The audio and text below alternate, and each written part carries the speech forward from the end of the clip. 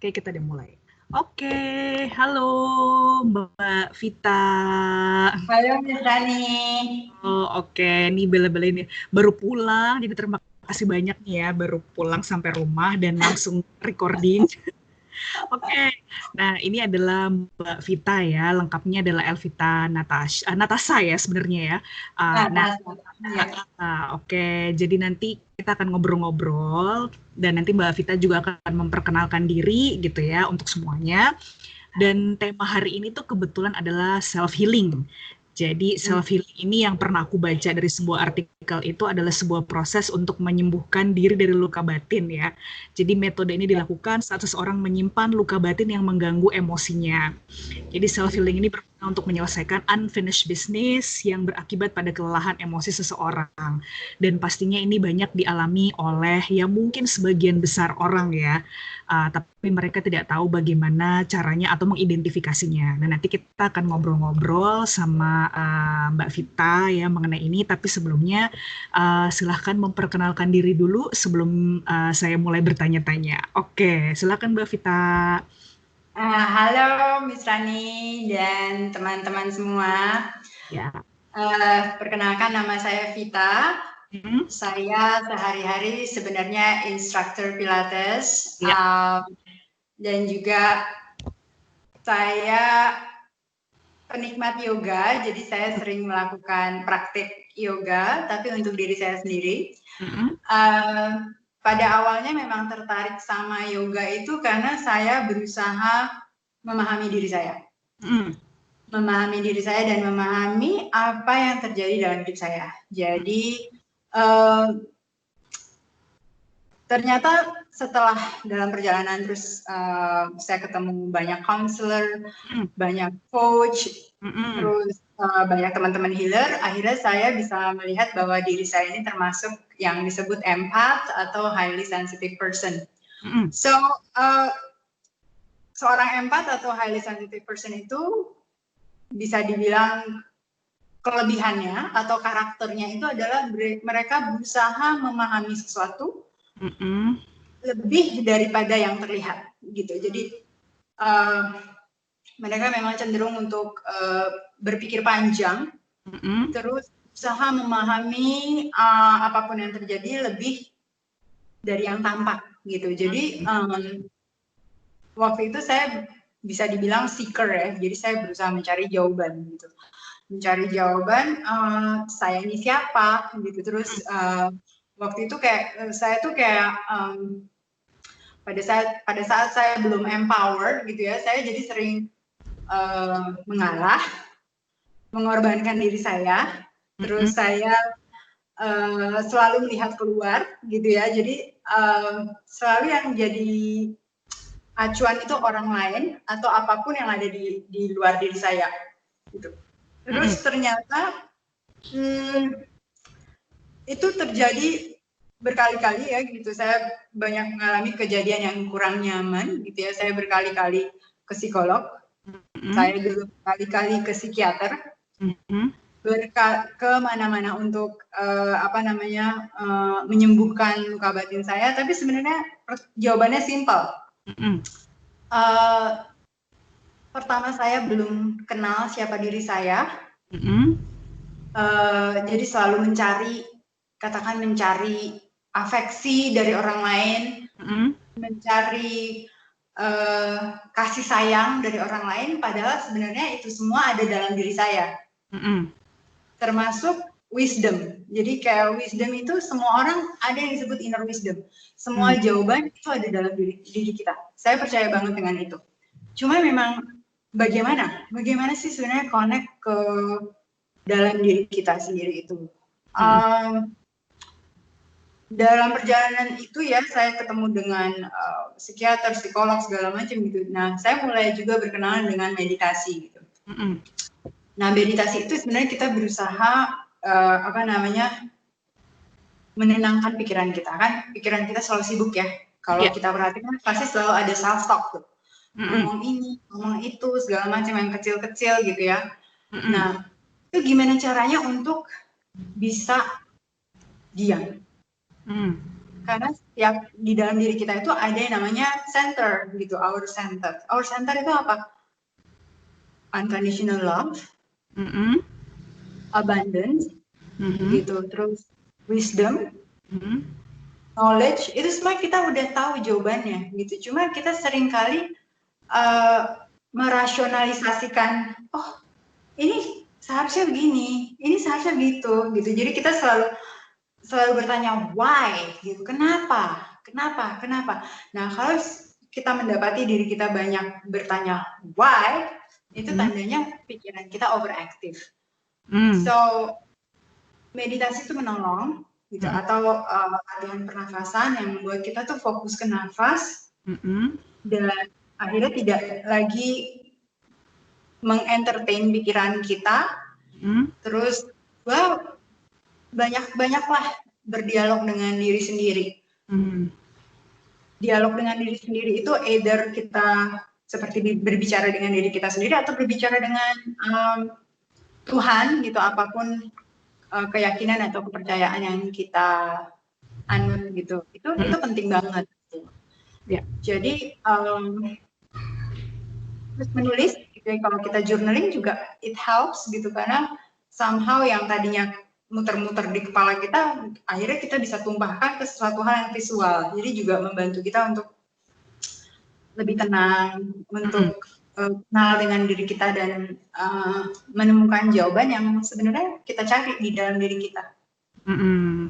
Oh iya, menarik banget ya. Jadi tadi me time sama ya me time juga ya, masalah yang belum selesai pada sebagian orang maunya berkaitan dengan kehadiran orang lain. Jadi me time ini kadang-kadang merefresh ya, membuat setiap orang memikirkan dirinya sendiri terlebih dahulu, dan kemudian bagaimanapun orang lain memperlakukannya, diri kita sendiri masih memilih untuk bisa lebih bahagia.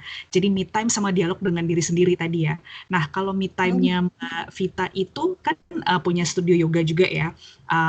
Apakah tadi yoga juga membantu ya, atau pilates itu, atau meditasi tadi. Nah seberapa bukan krusial, signifikankah gitu dengan meditasi, yoga, dan pilates tadi bisa membantu meredakan stres atau membantu mengalihkan pikiran dari hal-hal yang tidak mengenakan hati, itu gimana Mbak? Setiap orang punya cara masing-masing untuk membuat dirinya merasa lega ya. Ada yang misalnya dengan berdoa dia bisa lebih tenang. Ada yang dia harus sepedaan, dia ngerasa lebih tenang. Ada yang ngerasa harus masak, dia juga bisa menemukan ketenangan itu. Jadi kalau menurut saya sih memang akhirnya kita harus explore yang mana sebenarnya cara yang membuat kita lega gitu. Jadi explore lah kan, dunia ini adalah permainan dan senda gurau. Jadi bermain-main lah gitu. Cari cara yang memang bisa memberikan ketenangan buat diri kita sendiri. Gitu. Dan memang akhirnya ini juga saya masih berproses ya.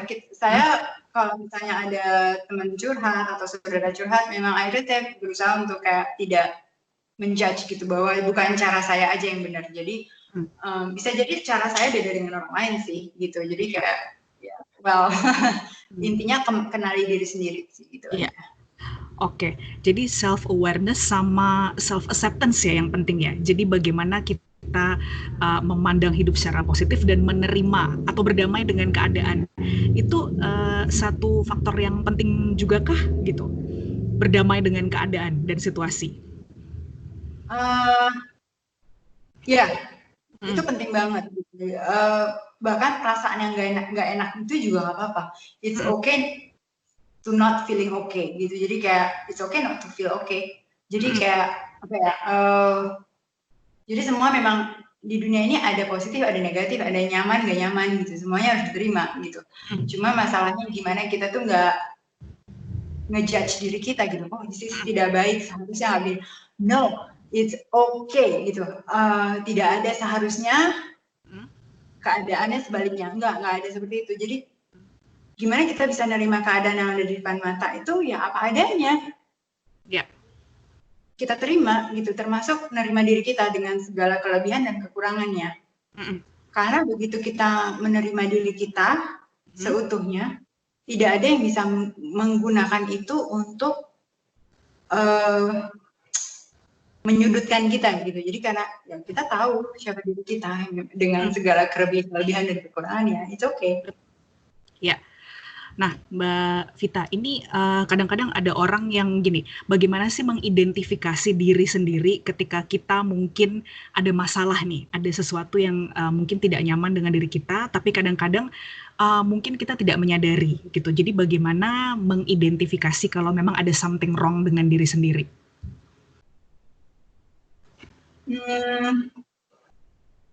Aware dengan self-talk sendiri sih, aware dengan pikiran kita sendiri. Segala sesuatu yang berulang-ulang itu biasanya messenger gitu loh buat kita. Tinggal kita mau nggak memperhatikan pesan yang berusaha disampaikan oleh diri kita sendiri, yang datang dari dalam jiwa kita sendiri. Nah itu yang orang seringkali nggak connect gitu ke dirinya sendiri. Nah caranya itu macam-macam gitu, kayak ada yang memang dia suka journaling. So dia journaling, dia bisa lihat, oh ternyata gue lagi mikirin hal ini loh gitu ya. Atau misalnya ada seseorang yang dia dengan dia ngobrol, curhat sama konselor gitu, baru dia, oh iya ya, saya ternyata punya kecenderungan untuk bersikap seperti ini kalau menghadapi kondisi ABC gitu. Jadi itu sih harus kadang-kadang dibantu gitu. Dan curhat tuh it's okay ya, saya nggak against it, karena kadang-kadang kita memang butuh orang untuk dijadikan cermin gitu. Dengan kita ngobrol, tapi dengan catatan orang ini harus kesadarannya di atas kita ya, dan maksudnya dia lebih dia juga centered, dia grounded, dia punya wisdom gitu. Nah itulah yang kita baru bisa share dan dia bisa menjadi cermin buat kita. Tapi kalau orangnya juga pilih-pilih kalau curhat, kalau orangnya juga bingung dengan dirinya sendiri dan hidupnya, it's a big no-no, jangan gitu. Karena nanti bisa jadi kita jadi terpengaruh, kesadaran kita menurun malah, bukannya kesadarannya naik malah nurun. Oke, ya. Kemudian dengan self healing tadi ya, misalnya sudah melakukan hal-hal yang memang relevan dengan kebutuhannya. Tapi kalau misalnya ada trauma atau ada sesuatu yang dirasakan yang mungkin dirasa sulit ya dengan self healing atau menyembuhkan diri sendiri, berarti kan harus mencari professional help ya.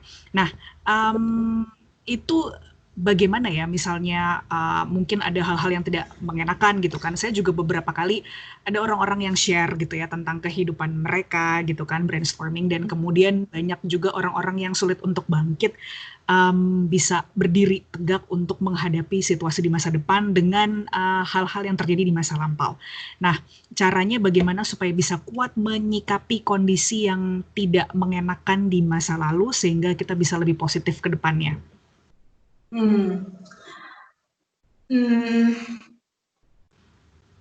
Saya pertama pakai bahasa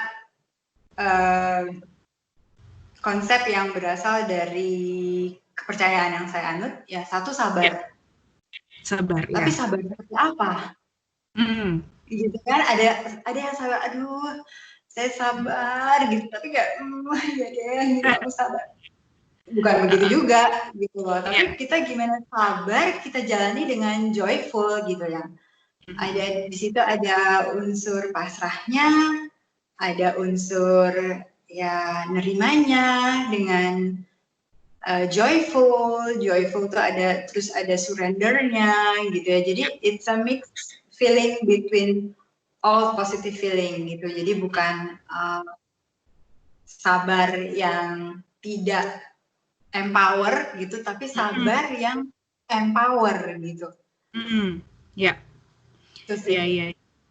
Ya, jadi sebenarnya juga mungkin kita harus melakukan kayak muhasabah ya, mungkin kayak kontemplatif ya sifatnya. Jadi merenung, kemudian mencoba memperbaiki, karena somehow kesalahan itu memang tidak 100% pada orang lain. Kadang-kadang misalnya banyak orang, ya mungkin kadang-kadang termasuk saya sendiri menimpakan bahwa kayaknya dia deh yang salah gitu. Sebenarnya memang kita juga harus melihat ke dalam gitu. Pasti ada sesuatu yang kita sebabkan sehingga akhirnya terjadi sesuatu yang mungkin kurang berkenan gitu. Jadi self introspection itu juga sebenarnya penting ya, Mbak Vita. Karena either saya percaya bahwa saya nggak bilang nggak semuanya ya, saya tidak mau memutlakkan sesuatu, tapi memang kadang-kadang segala kejadian itu baik positif maupun negatif itu cermin buat kita.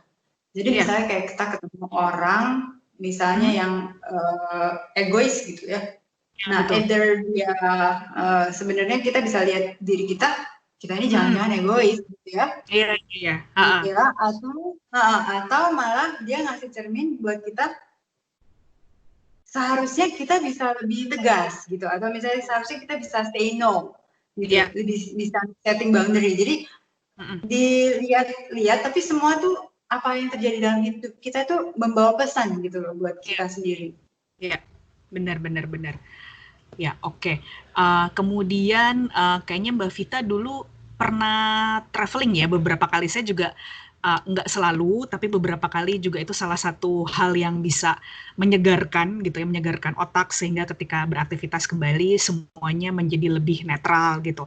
Nah, saya pernah lihat juga salah satu perjalanannya itu ke Butan ya. Nah, pada saat itu tripnya itu lebih kepada memang mau men-challenge diri sendiri atau adventurous aja gitu, atau itu perjalanan apa tuh? Pada saat itu itu mungkin beberapa yang lalu atau beberapa tahun yang lalu ya, kayaknya udah agak lama ya Mbak. Itu ya udah agak lama juga, 4 tahun yang lalu. 4 tahun yang lalu ya, tahun 2016. Pertama saya pengen me time. Waktu itu saya pengen me time yang lumayan signifikan gitu ya. Terus kedua, saya kepengen adventure. Terus ketiga, saya juga kepengen lebih dekat dengan alam, karena begitu kita lebih dekat dengan alam ya, apakah itu akan, kalau di Jepang ada istilahnya forest bathing gitu ya, di sana di mana-mana tuh hijau gitu ya. Dipenuhi oleh hutan dan pohon-pohon gitu ya. Nah, itu juga somehow akan membantu kita untuk recharge gitu ya. Terus kedua, karena di situ kegiatan utamanya adalah trekking.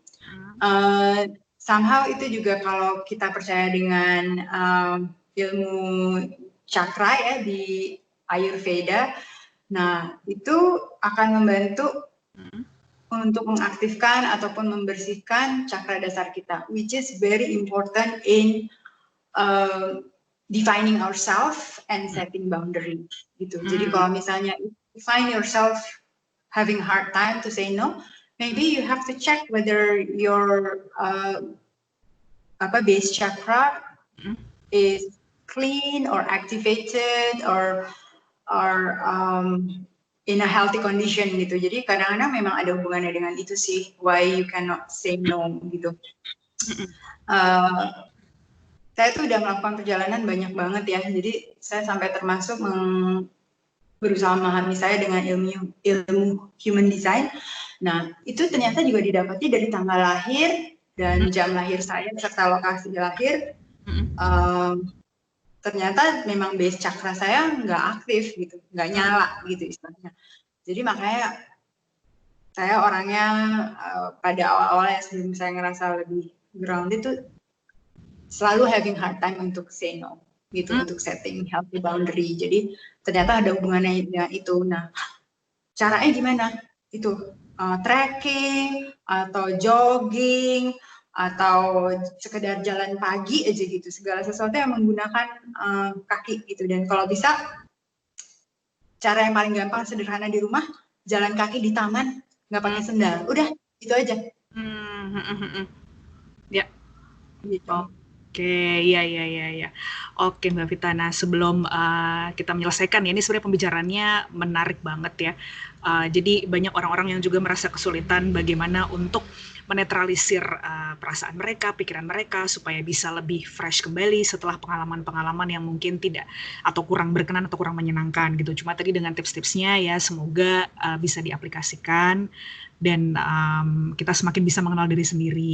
Nah, sebelum selesai nih Mbak Vita, ada nggak hal-hal yang mau disampaikan lagi tambahan berkaitan dengan self-healing ini?